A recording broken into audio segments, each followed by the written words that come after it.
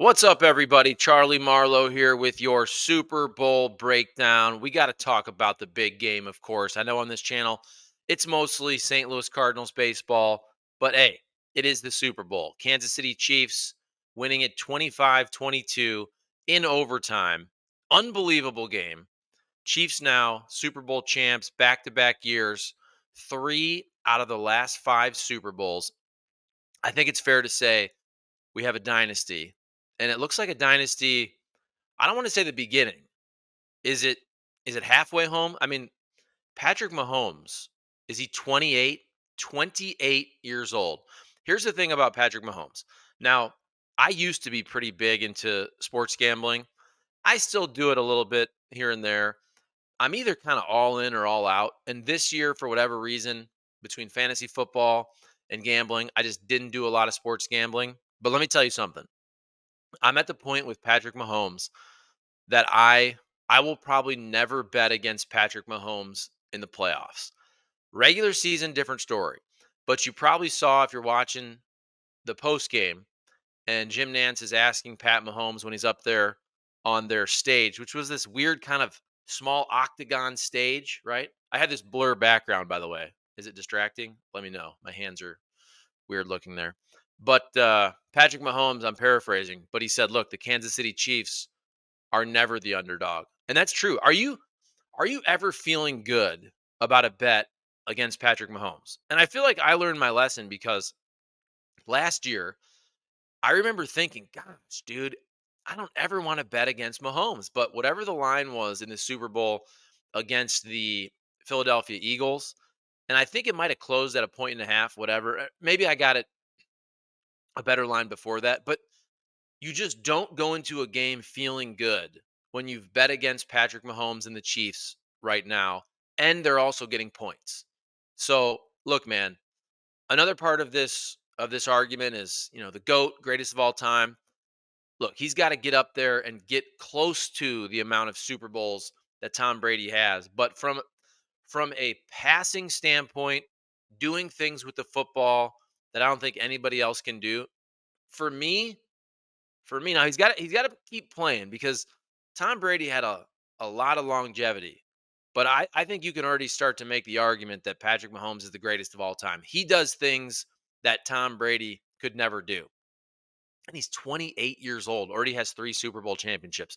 So the stats for Mahomes: 333 passing yards, 2 touchdowns, 1 pick, rushed for 66 yards on 9 carries. He was the Chiefs' leading rusher. Travis Kelce, after a really slow first half, catches 9 balls for 93 yards total. So pretty dang good performance there. Hey, Brock Purdy was really good. He just wasn't as good as Patrick Mahomes. Christian McCaffrey had 160 yards combined. He had 80 rushing, 80 receiving. But I'm not going to be Mr. Breakdown every play. Let's kind of talk about some of the other stuff around the game. Now, I had my son was up for, I guess, what, the first half. We let my daughter watch the whole game. My son's 2.5, my daughter's 6.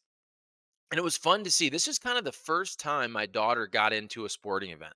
I think she has friends at school that wear Chiefs gear. And also, I dropped her off at school this morning and I saw a lot of kids, girls and boys, walking into school with Chiefs gear. So I know in St. Louis, that's a little bit of a touchy subject. And people are saying, "Oh, we should root for the Chiefs, but oh, they voted against us in terms of the Rams. They wanted the Rams to leave." Look, the whole NFL was against the Rams. It's a long time ago, and it's hard to root against this Chiefs team. Even though they're a dynasty, I think usually you have some people that like dynasties, but a lot of people don't. Like, I wasn't a big fan of the Patriots after a while, but I think Patrick Mahomes is fun to root for. Now, the whole Taylor Swift, Travis Kelce thing became a big deal, and I guess not surprisingly in this day and age, became a political thing, which I think is just absolutely crazy. But I think it's hard to root against Mahomes. And like I said, it was cool to see my daughter get into this game. She's gotten into Ohio State football games because I've kind of told her, "Hey, we root for Ohio State." And she'll say, "Buckeyes, Buckeyes." But last night she was into the game. She was wanting the Chiefs to win. she was looking at the score and saying, what points do we need? Do we need 3 points? I'm trying to explain to her what a touchdown is, extra point. So that was kind of fun also. I didn't get to watch all of the commercials because again, we're kind of moving around, we're eating, putting my son down for bed, got my daughter, getting drinks and all that. I am a little groggy, not gonna lie. I usually drink a few beers Friday and Saturday. This weekend I did Friday, Saturday, and Sunday. It is the Super Bowl. So I'm a little groggy this morning. But of the commercials I saw, and I guess I didn't see a lot of them. Usually commercial time, I'm getting up to go to the bathroom and all that. But the Dunkin' Donuts commercial, which I rewatched this morning, was really, really funny. And you talk about star power also. Was it Jack Harlow at the beginning? I don't even know who the guy at the beginning was in the car, but you have Ben Affleck, you have J Lo, you have Fat Joe, you have Tom Brady, you have Matt Damon. Really funny commercial if you saw it. So they're in a recording studio, and basically Ben Affleck and his buddies are trying to be a boy band called the Dung Kings. You have on the keyboard of the DJ is Tom Brady. You have Matt Damon, and he's basically apologizing that he has to even be there. And he's like, it's really hard to be your friend. There's a line where Matt Damon gives his famous, instead of how do you like them apples, how do you like them donuts? And he plays it off really funny because he's embarrassed. That was a funny commercial. I can't remember any other ones that really kind of caught my eye that were funny. Let me know. What do you think? Comment, like, subscribe, reply. What was the best commercial? Because I didn't see them all. So let me know what you thought. Halftime show for folks of my generation. I'm 41 years old. Usher's cool. I was never a huge Usher fan. Never anything against him. I think it was a good show. Nothing great. I think you are having, and I can't remember all the halftime shows. I remember recently Bruno Mars was great. The Weekend. I'd never heard of really The Weekend. I didn't know a lot about Bruno Mars. So for those guys, they kind of put him out there for me so I could see him for the first time. I've known Usher, what, 25, not known him, but known of his music for probably what, 30 years, right? It's got to be 25, 25 to 30 years. So I thought it was okay. Cool to see Ludacris. Nothing fantastic. I do think they should mix it up more with, R&B one year, R&B slash rap one year, maybe more of a rock band type. I can't even remember who did it last year. You had Eminem a few years back. You had 50 Cent, where people were making fun of his weight because he looked a little tight in that wife beater shirt that he was wearing. I can't remember all the years. I don't have a great memory, but I thought Usher was fine. Nothing unbelievable. It is what it is. Let me know what you guys think. Okay, some of the things, interesting things in the game. What'd you guys think of the bump? Travis Kelce frustrated first half, and it's after that fumble, not by him. Was it Pacheco? with the fumble. Let me just make sure that I have that correctly. Yeah, Isaiah Pacheco with the fumble there. Um, so Kelsey's mad. He's not on the field. He's fired up. The Chiefs are losing at that point. He's not catching passes. He goes over to Andy Reid, kind of goes to grab him by the arm, it looked like, and bumps him hard. I think it's fair to say probably bumped him harder than he wanted to, but maybe he wanted to get in his kitchen a little bit. Not a good look. That doesn't really bother me that much. Look, this is the biggest game in sports. Everything's on the line. These are men, not machines, to quote Tony La Russa. Everybody's crazy fired up, crazy pressure. Kelsey wants to win. Andy Reid wants to win. Again, not a great look.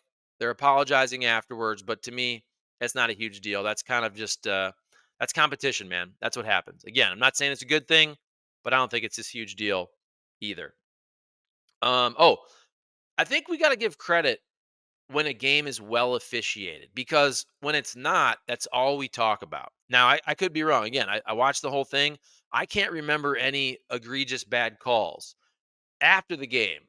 I'm going on social media. I'm going on X. I'm not seeing a lot of people complaining about any missed calls or this happened or that happened. So I think, look, we rip on officials and referees all the time when they're bad. I think you got to give them credit that this was a very well officiated game. Every time they threw a flag, when you'd see the replay, you go, okay, that was a flag. So well done to the Zebras.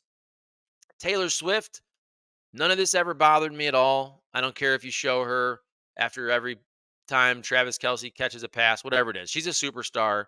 She's global. Um, and look, she probably brought a lot of new eyeballs to the Super Bowl. If all these Swifties who weren't football fans are watching, and by the way, like I said, my daughter, she's not really into music yet. She's 6. But let's say down the road, she is a Taylor Swift fan. You could see a girl 9, 10, 11 doesn't know anything about football. Oh, Taylor Swift's going to be there. Let's check it out. So I think from a football viewership standpoint, attracting new fans, that's only a good thing. If you're hating on Taylor Swift, honestly, I hate to say it. If you're hating on Taylor Swift, you got bigger problems, man. If that bothers you, first of all, these people are super political usually that are really against Taylor Swift. If you really dig into it, it's a crazy, crazy thing. But if you're mad that Taylor Swift is cheering on her boyfriend at a football game, the problem is you. Let's be real about this. All right. Mahomes, the GOAT. I already talked about that a little bit. I think it's fair to say he's pushing Brady, man. He's probably got to get. Look, to me, it's not all about Super Bowls. Like, he doesn't have to match Brady because his numbers are going to be way better. He's a better thrower of the football, but he probably has to get up there close to Brady. What is Brady? Does Brady have 7? I should know that. So if Mahomes gets to 5, whatever it is, but again, that man does things that I've seen nobody else do. I know he has Kelce, who's a Hall of Fame tight end, but look at his receiving core this year. What's going to happen if and when they either draft or they actually develop a legit number 1 wide receiver? That dude's going to be unbelievable, put up ridiculous numbers because Mahomes, you got to think, these quarterbacks, they stay in shape. They can play till they're 40. The dude's 28 years old. He has a lot of years left on that. The dynasty of the Chiefs. Do you guys like dynasties? 3 out of 5 Super Bowls. I usually don't. But again, maybe it's something about the Chiefs being in Missouri, close by. I like Kelce. I think he's fun. I like Patrick Mahomes. He's fun. I do think that Taylor Swift and some of the outside stuff, it makes it a bigger global story. I got nothing against the 49ers, though. By the way, Nick Bosa wreaking havoc in that game. I got to look at his stats. Did he get 1 sack? So Nick Bosa, he got 2 tackles for loss, 4 solos, 6 total. But I'm telling you, that's one of those things. Also, I've never pretended to be a football expert, but I've covered a lot of NFL football and really college football more so. Bosa, obviously, an Ohio State guy, and I'm a huge Ohio State fan. So watching Joey Bosa first, he was on that Ezekiel Elliott, the national championship team, and then brother Nick Bosa, who's better.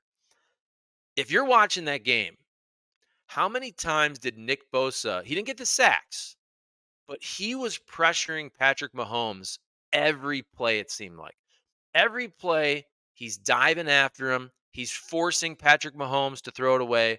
He's forcing Patrick Mahomes to get rid of it before he wants to. That's one of those things where, again, I'm not pretending I'm Johnny Football, but when you look at that game and you see that Nick Bosa had no sacks but 2 tackles for losses, and you go, "Oh, okay, he didn't get a sack." That doesn't tell you anything about the impact he had on that game. That dude was wreaking havoc all game long. He was in the backfield when he would contain there and Mahomes couldn't get out of the pocket. He was influencing almost every single play. Nick Bosa is an absolute monster. So again, I have nothing against the 49ers. It wouldn't have bothered me if they'd have won. Brock Purdy seems like a cool dude. Christian McCaffrey seems like a really cool dude as well. But George Kittle, I'm a huge fan of George Kittle. I saw a tweet yesterday which basically said something like Patrick Mahomes is becoming Michael Jordan in the sense that he, and I can't remember who said this, so I'm not trying to take their credit, but in the sense that he's influencing what everybody else does in the league in terms of, if you're going to win a championship, you basically have to have the perfect team, especially in the AFC, because there's going to be a lot of years Mahomes probably gets the Super Bowl, doesn't win. But Mahomes and the Chiefs are so good right now that for the next 5 years, you would think the Super Bowl, you're going to start by saying they're the favorite. They should be, at least. And the Super Bowl is going to go through them. So you're going to have to catch them where they make a mistake, there's an injury, or your team is perfect. But it does seem like if you go the last 5 years, the Chiefs are basically going to win the Super Bowl unless you have a perfect season from somebody else or something weird happens. And I agree with that. It seems like right now, look, if you had to bet, you think Patrick Mahomes is done winning Super Bowls? I don't know what the over under would be. I'd probably put it at 1.5. The dude's 28. He's 28. He's gonna win. I'll guarantee you right now, he's gonna win at least one more Super Bowl.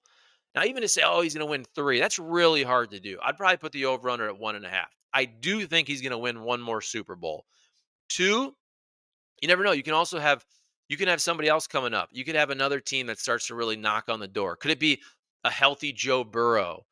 Josh Allen and the Bills. Can they start to kind of figure it out?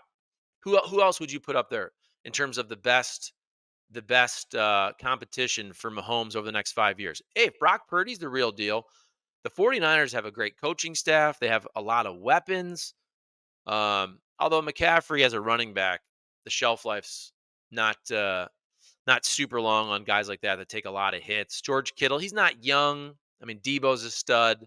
I think the 49ers aren't going anywhere. If Brock Purdy's the real deal, which he looks like, hey, if Brock Purdy, who played dang well in the Super Bowl, you got to think if the 49ers keep it going, Brock Purdy should pick off a Super Bowl over the next decade also. But it's hard, man. It's really, really hard. Overtime, fantastic football game. Kansas City Chiefs, Chiefs Kingdom, another Super Bowl championship. What'd you guys think?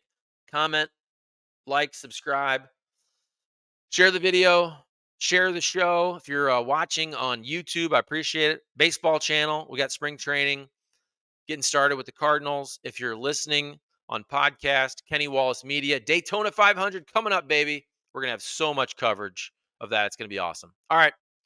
Thanks for watching. Thanks for listening. 25-22 Chiefs, Super Bowl champs in overtime. Have a great week, everybody. Let me know what you think in the comments of Super Bowl. What is it?